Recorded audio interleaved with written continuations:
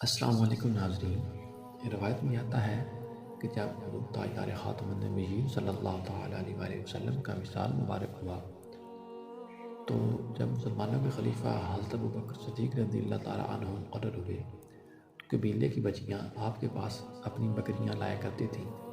آپ انہیں دودھ دھو کر دیا کرتے تھے۔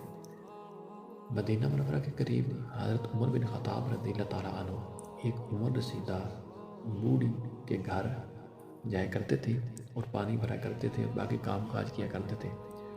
تو حضرت عمر رضی اللہ تعالیٰ عنہ دیکھتے ہیں کہ اس بوڑھی عورت کے گھر کا پانی بھرا ہوا ہے اور باقی کام کاج کیے ہوئے ہیں۔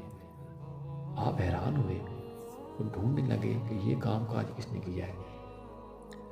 آپ اگلی رات اور جلدی گئے تو پھر بھی معلوم نہ کر سکے، کام کاج کیے ہوئے ہیں سب۔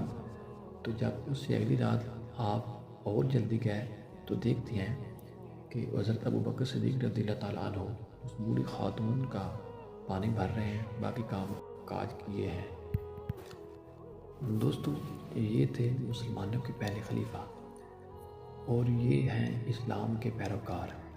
اور آج آپ یہ دیکھ لیں، ہمارے حکمران جن کے قریب لوگ تو دور کی بات چڑیا بھی پر نہیں مار سکتی، انہوں نے غریب عوام کے کام کیا کرنے ہیں۔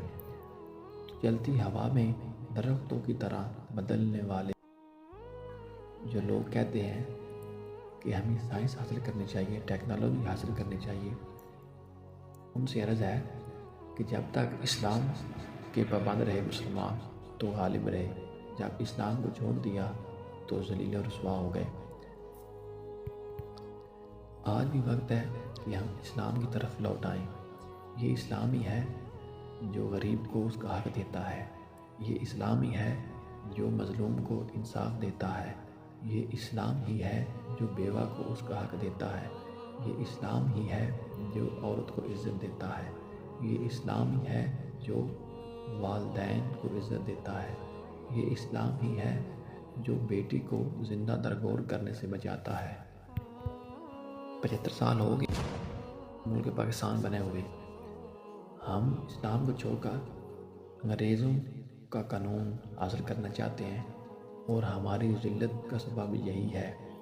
آج بھی وقت ہے کہ ہم اسلام میں داخل ہو جائیں اور اسلام کو اپنا رہنما بنا لیں، تو ملک پاکستان کے حالات بہتر ہو سکتے ہیں۔